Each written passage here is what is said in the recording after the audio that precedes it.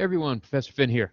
Today we're going to be looking at the anatomical considerations. This is the crux of your Embalming 1 experience, knowing your anatomical guides and limits. So there is a lot here. We're going to get started. And the vast majority of the information in this chapter is something you're just going to have to note, card, and memorize. So be prepared to do some serious work of getting this stuff in your head. Before you can conceptualize internal anatomy of the body, you have to be familiar with what's on top of it and how they relate to the underlying structures. Once you know the surface anatomy, you'll be able to figure out what lies underneath it. Pretty common sense. If you know where things are in the leg, if you can look at the leg and determine maybe, in the simplest form, the top of a leg, you should have an idea of what is going to be under it and at what locations. So we always refer to the body in anatomical position. If you've taken a restorative art course, you'll know that's chapter 1. You always consider the body standing up, palms out, facing you. If you're asked to find linear guides or anatomical limits for veins, remember that blood flows opposite. It will be the reverse of what you learned for an artery. So get it right with the arteries. In about 98% of the cases, the arteries match a name in a vein. Some, crazy ones like brachial artery and basilic vein, for instance. But for the most part, femoral artery, femoral vein. And when it says the word vein instead of artery, just reverse what you know. Put the bottom one on top and away you go, because we always go in the direction of blood flow. So an anatomical guide is a method of locating a structure by reference to an adjacent known or prominent structure. A linear guide is a line drawn or visualized on the surface of the skin to represent the approximate location of some deeper lying structure.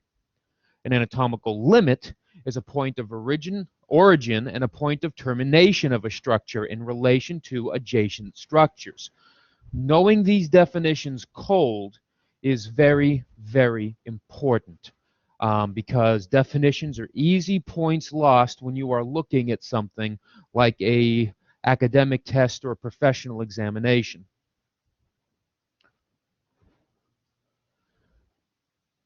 Common carotid artery, internal jugular. This is the bread and butter of the mortuary world. Be able to ID on the body the following items. You can see that these are all very big things for the most part that you should have an idea and remember from your anatomy course. I'll throw you a bone for a couple of them, something like, the suprasternal notch. But you should be able to kind of figure out that supra and the word sternal should tell you something about, where it's located, right? So the anterior triangle of the neck. A line along the middle of the neck between the tip of the mandible and the sternum. Extend it along the anterior border of the sternocleidomastoid muscle and then again along the lower margin of the body of the mandible. In the midline of the triangle, you can feel or palpate the hyoid bone and the cricoid cartilage. So here you have, let's look at the definition.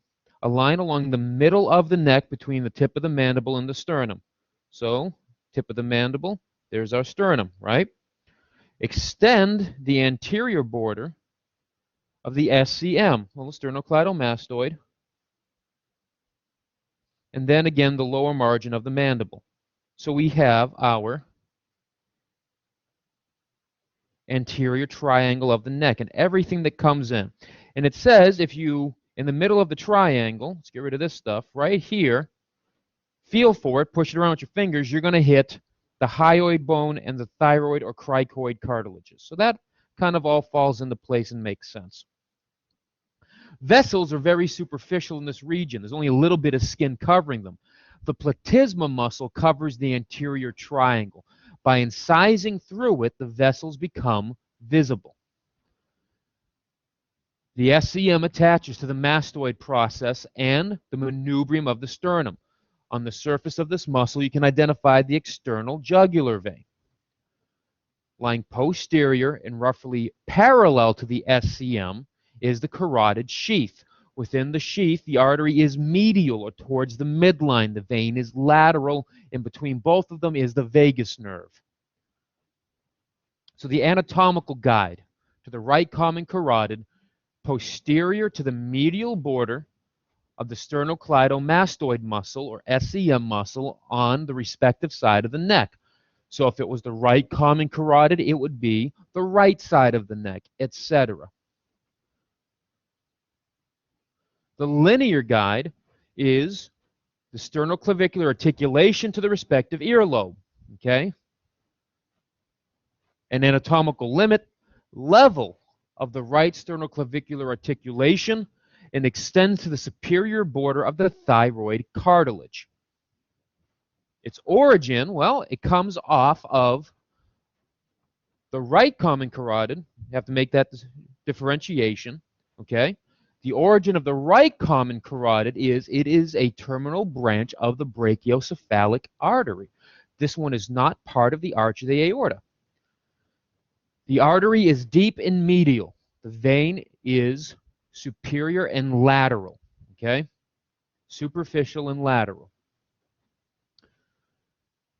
There are no branches of the right common carotid. It ends, and where it ends, it bifurcates into the right internal and external carotid arteries.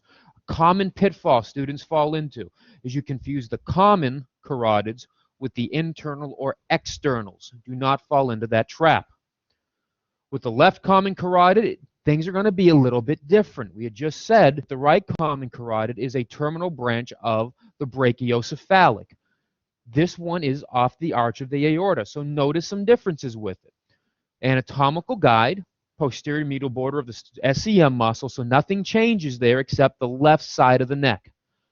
The linear guide doesn't change, respective sternoclavicular articulation to earlobe. But the limit is different. Level of the second costal cartilage to the superior border of the thyroid cartilage. So if we go back and look at the right, okay, they both end at the thyroid cartilage. Okay, they both end at the thyroid cartilage. However, the left common carotid starts at the costal cartilage because it does not bifurcate off of something else. Okay? This is a terminal branch of the arch of the aorta. And there's that origin. I beat that to death already. Relationship of artery to vein. Artery is deep and medial. Vein is superficial and lateral. Branches. No branches, just like the right common. It terminates at the left internal and external carotid arteries. And make sure that you're paying attention to that. No, it says, what are the terminal branches of the left common carotid? Just don't go looking for internal and external. Make sure you're looking for the right or the left in front of it. Because if you mark right external internal arteries, and we're talking about the left common carotid, it is wrong.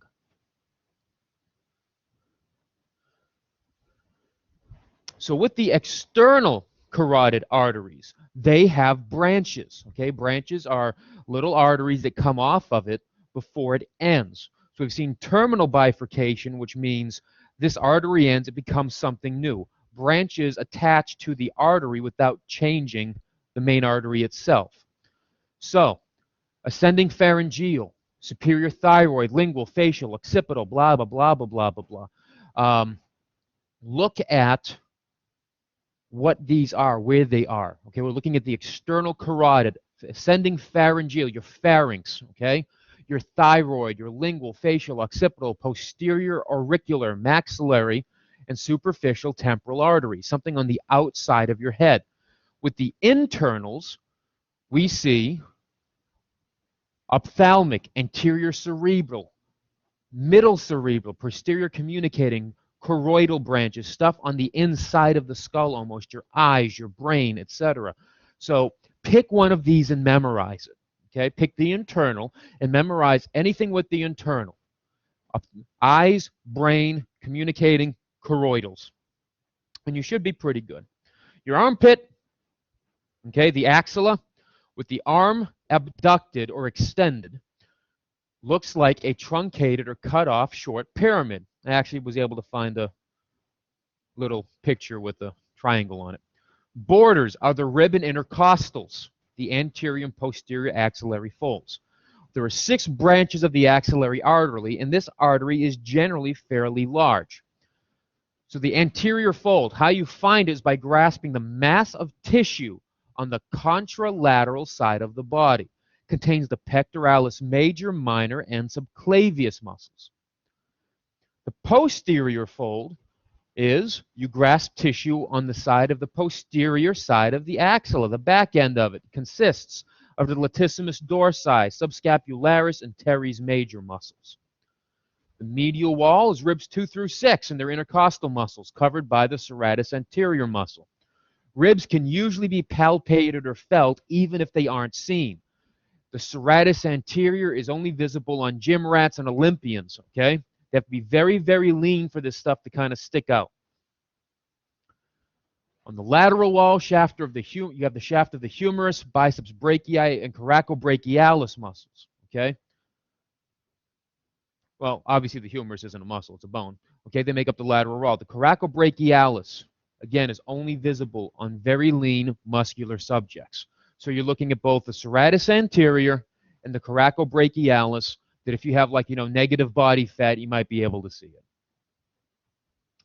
The cervicoaxillary canal, that's going to be at the apex of your axilla. It's bounded by the clavicle, scapula, and first rib. The first rib is the hardest to feel. The base of the axilla, dome-shaped fascia and skin on which the hair is found. Okay, so basically the skin on your pits is the base of the axilla. Within the axilla, you have the axillary sheath, which contains the major structures that leave the neck and pass through the cervicoaxillary canal to enter the axilla. With arm abducted, the vein will cover the artery and partially obscure it.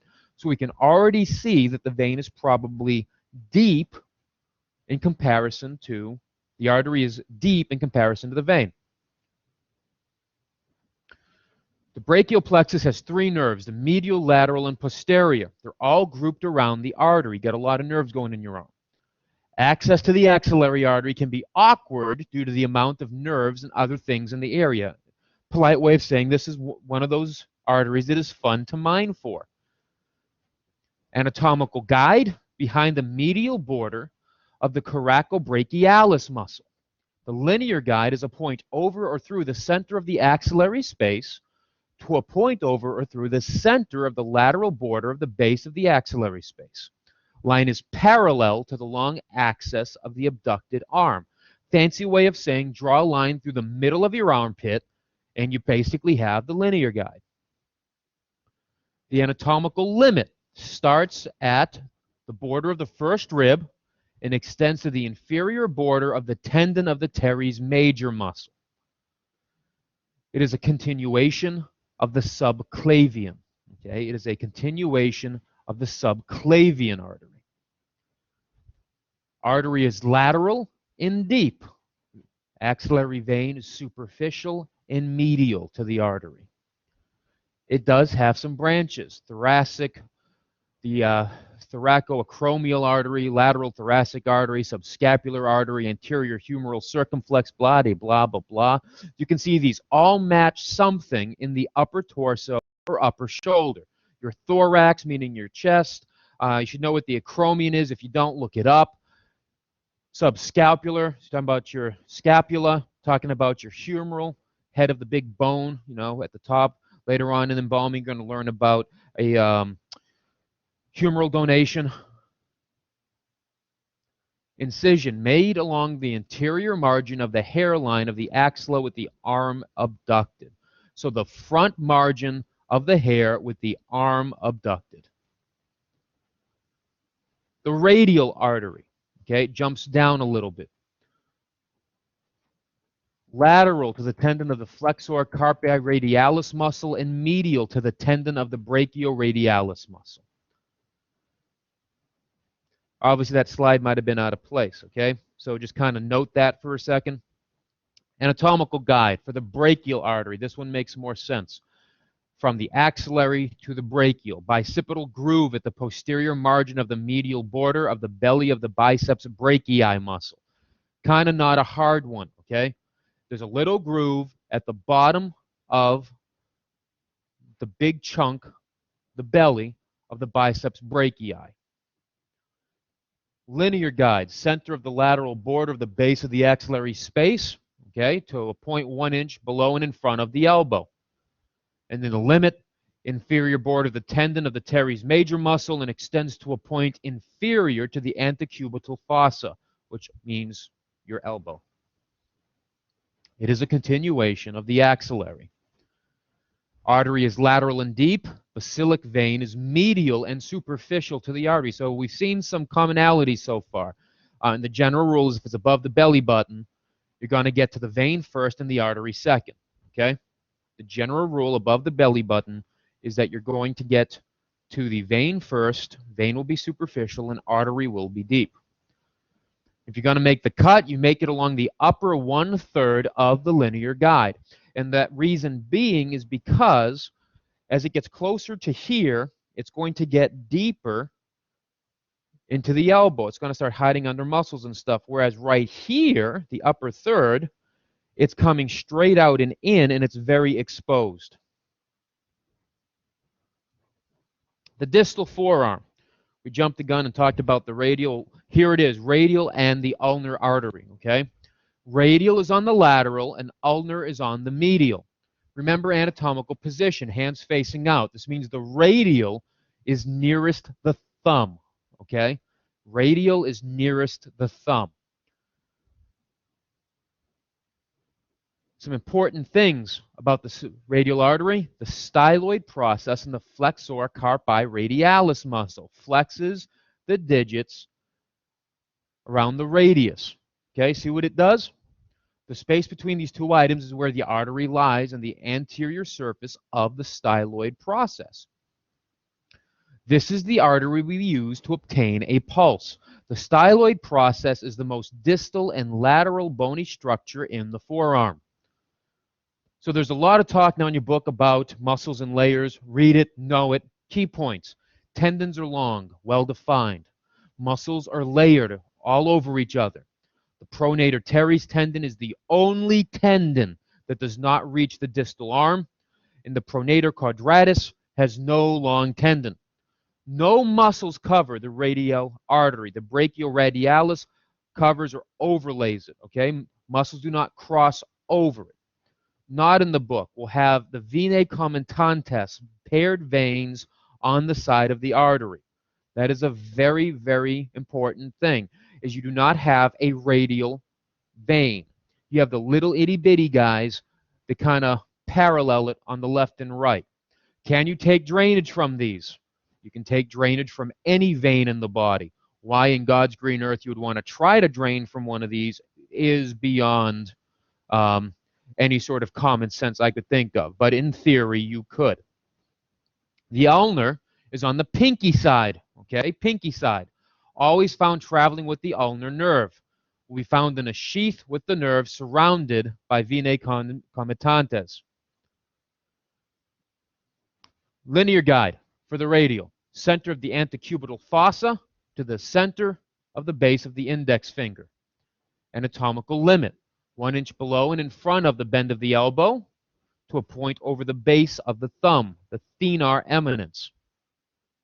Its origin at the bifurcation of the brachial artery.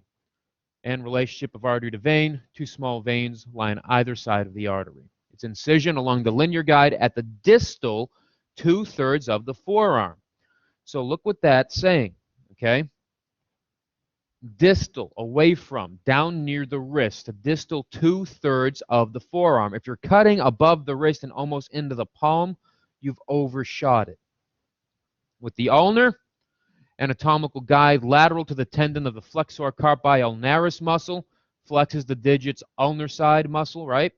Between the flexor carpi ulnaris and the flexor digitorum superficialis. That's what happens when you don't drink your coffee and try to record something. Linear guide, center of the antecubital fossa to a point between the 4th and 5th fingers. Whichever one you choose to, memorize it. And then if it says index, it's one. 4th and 5th, it's the other. Pick one, memorize it, know it cold. Limit, 1 inch below and in front of the bend of the elbow to a point over the pisiform bone or the hypothenar eminence. Its origin, it's a bifurcation of the brachial.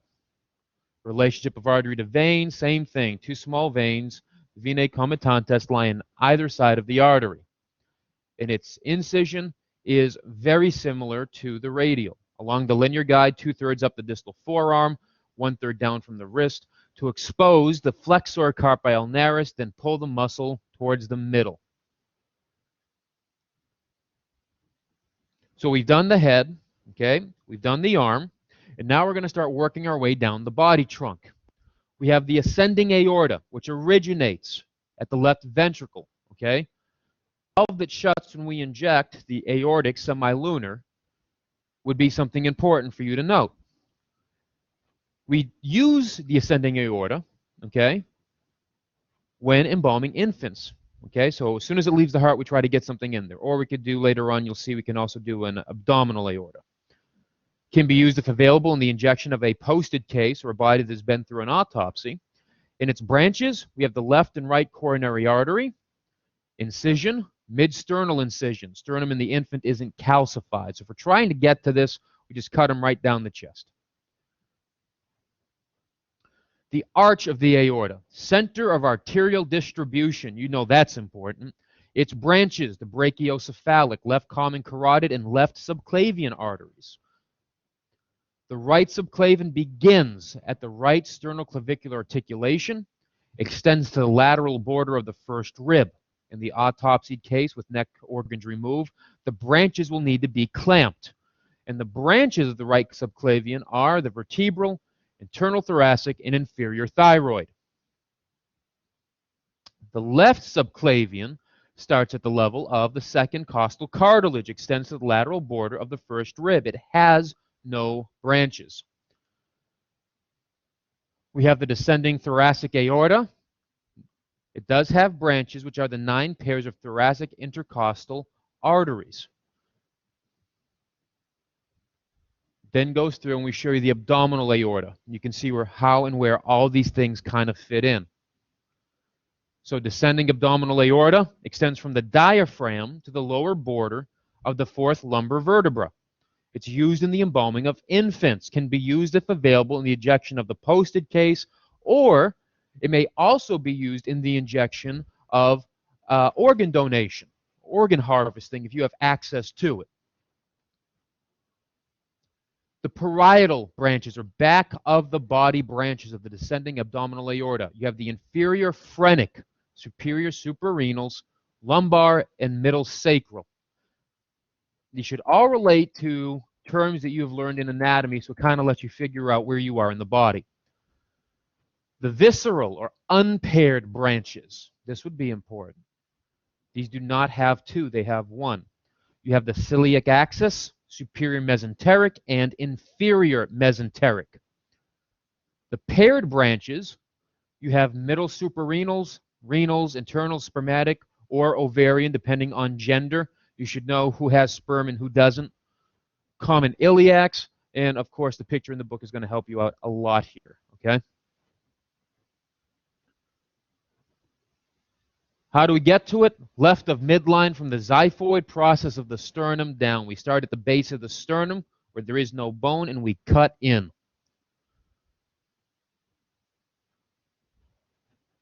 The common iliac is a continuation of the abdominal aorta. It then bifurcates into the internal, external iliac arteries. It is a continuation of the common iliac. Lies exactly at the inguinal ligament lateral to the external iliac vein. And here you can kind of see where these things are and what they do.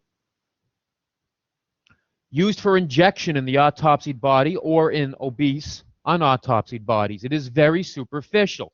Sometimes the external iliacs are referred to as the iliofemoral to indicate the use of the site where it becomes the femoral artery. With the inguinal region in general, it's the area below the inguinal ligament in which the femoral vessels lie. You must rely on bony landmarks as subcutaneous tissue masks the area. The skin gets in the way. So what are those landmarks? The superior spine of the ilium, okay? The pubic tubercle. Both landmarks serve as attachments for the inguinal ligament. The anatomical guide to the external iliac artery. It lies anterior and medial in relation to the peritoneum, okay, the covering of the viscera. Anterior and medial in relation to the peritoneum. Linear guide, an imaginary line extending upward from the linear guide of the femoral artery. So remember what it just said. The subcutaneous tissue hides this thing. So what you do is you actually go past it to where you can start the femoral artery linear guide, and then you draw the line up. Its limit lies from the bifurcation of the celiac artery and extends to a point beneath the inguinal ligament. Artery to vein. Artery lies exactly at the same level as the inguinal ligament and lateral to the vein. Vein is at the same level and medial to the artery. So look what's happening here. Both of these things are coming up and over something. They're at the same level. One is going to be closer to the midline. One is going to be farther away. The one that is farther away is the artery. Okay? So how can we find the femoral vessels, especially if you want to just get that linear guide for the iliac? Well, place your thumb of the left hand on the right anterior superior iliac spine and left middle finger on the right pubic tubercle. Your index, pointy finger, should cut the space in half, and the tip of the index finger will indicate the approximate position of the femoral vessels. Ask your professors in lab to show you how to do this. Fairly accurate, fairly good. And obviously you can reverse hands for the other side of the body. Now back in mortuary school, the femoral triangle just annoyed the living hell out of me. I kept getting the muscles confused. Okay? So the inguinal ligament is the base. Okay? Inguinal ligament is the base. You see it right there at the top. Medial border of the sartorius muscle and lateral border of the adductor longus. Those are the other walls. Roof is the fascia lata, or latae. I've seen that for L-A-T-A-E. Okay, a dense sheet of fascia which attaches firmly. You incise the roof of the fascia lata to expose the boundaries and contents of the triangle. When you cut into the leg, cut past the fat and connective tissue, the fascia is that white stuff right above the muscle. On the surface of the fascia latae is the great saphenous vein. Do not confuse it with the femoral vein, which is underneath. The great saphenous vein disappears through an opening in the fascia lata called the fossa ovalis. It's a small little hole where the vein pushes through and joins the femoral, links up with it. By following the vein, if you do get the great saphenous, as soon as you see where it links up, the one it links to is the femoral. Okay? This hole, the hiatus, is surrounded by the inguinal lymph nodes, which you may have to resect or cut to kind of access stuff. Femoral vessels are located in a femoral sheath. There are three compartments in the sheath: lateral, femoral artery, medial, femoral vein, and also kind of stuffed into that middle area is your lymphatic vessels and nodes. So the lateral most structure is the artery, farthest away from the midline of the body. The most medial compartment is designed or designated the femoral canal and is the site of the femoral hernias. Hernia just means hole. Okay? This plays into those who have an inguinal hernia. Open each of the compartments separately. An incision over the sheath in each vessel will cause the artery and the vein to be exposed. The best approach is 1 to 2 inches from the base of the femoral triangle where they lie side by side. They're fairly superficial. Okay? As they approach the apex, the knee of the triangle, okay, their relationship shift anterior-posterior. So they swap top and bottom. Access is difficult. They're about to become the popliteal. Femoral nerve is located outside of the sheath and is the most lateral structure at the base of the femoral triangle. Floors of the triangle are entirely muscular and compose 2 or 3 muscles, depending on who you read. We will use all 3 because that's what Mayer does. If you go on the internet and look this up, you'll find that some places use 2, etc. So Mayer says the iliopsoas, pectineus, and the medial or lateral border of the adductor longus. Okay? This is regards to the floor of the triangle, not the triangle itself. The floor, the lateral part of the floor is the iliopsoas, the medial portion is the pectineus muscle, and the remainder is the adductor longus. Mayer talks about the rule of threes, three borders, three structures, three muscles. The femoral vessels, but not the nerve, enter the subsartorial or adductor canal. The nerve has by this point split into two, which is why you see the saphenous nerve in the canal. Anatomical guide to the femoral artery. Passes through the center of the femoral triangle and bounded laterally by the medial border of the sartorius muscle and medially by the adductor longus. Its linear guide, center of the inguinal ligament, to the center of the medial prominence of the medial condyle of the femur or knee, okay? And the limit extends from a point behind the center of the inguinal ligament to the opening in the adductor magnus muscle. Origin, it's a continuation of the external, not the internal, the external iliac artery.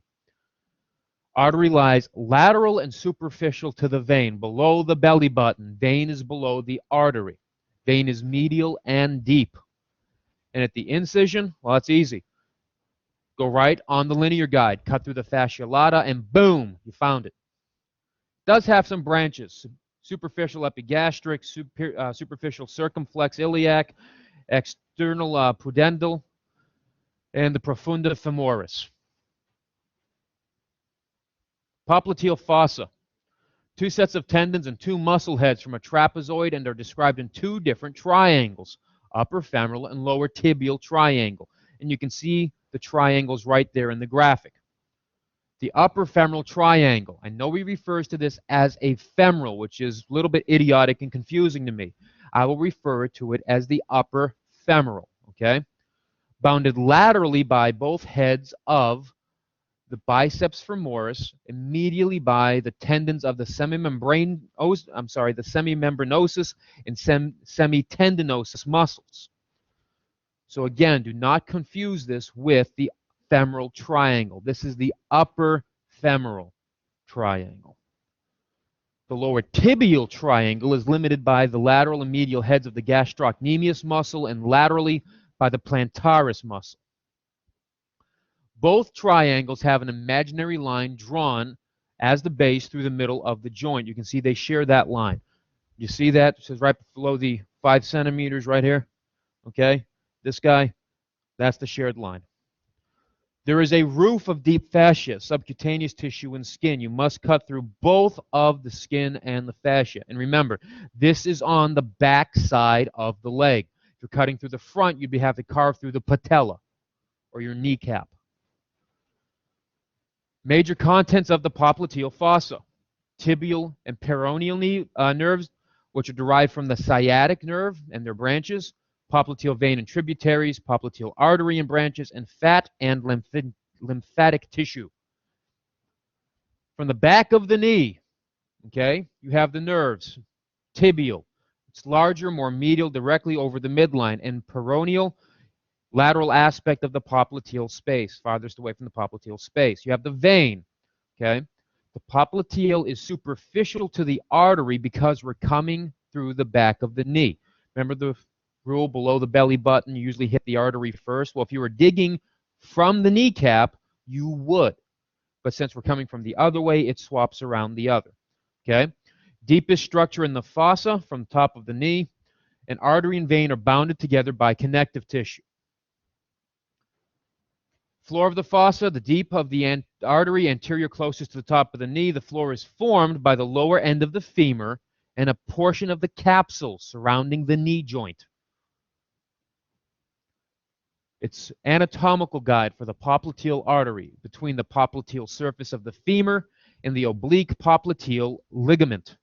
Linear guide, center of the superior border of the popliteal space, parallel to the long axis of the lower extremity, center of the inferior border of the popliteal space. Anatomical limit, opening of the adductor magnus muscle to the lower border of the popliteus muscle. It is a continuation of the femoral artery. The relationship of artery to vein. The vein lies posterior and medial to the artery. Vein can also be described as lying superficial to the artery. Branches. It has 5 pairs of genicular arteries and 5 muscular branches. With the distal leg, farther away leg, okay, the popliteal will bifurcate into the anterior and posterior tibial arteries. The anterior is the most superficial, so it's a convenient injection site.